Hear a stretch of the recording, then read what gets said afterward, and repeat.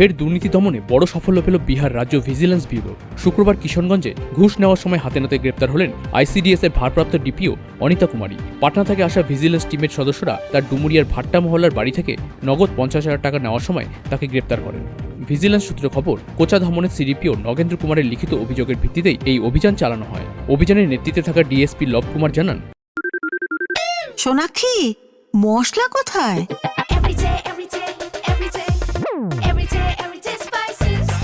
Everyday মশলা, দেশের স্বাদ। ধৃত ডিপিও অনিতা কুমারী পঠিয়া ব্লকের সিডিপিও পদে দায়িত্ব নেওয়ার নাম করে 10 লক্ষ টাকা ঘুষ চেয়েছিলেন বলে অভিযোগ। প্রমাণ হিসেবে অভিযোগকারী একটি অডিও ফুটেজও ভিজিলেন্সকে জমা দেন। এর ভিত্তিতেই গত 18 ফেব্রুয়ারি পাটনায় সংশ্লিষ্ট থানায় একটি এফআইআর দায়ের করা হয়।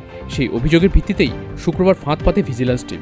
ডুমুরিয়ার ভাট্টা মহল্লায় অনিতা কুমারীর ভাড়া বাড়িতে 50,000 টাকা ঘুষ নেওয়ার সময় মহিলা আধিকারিক সহ ভিজিলেন্স টিম তাকে হাতে নাতে ধরে ফেলে।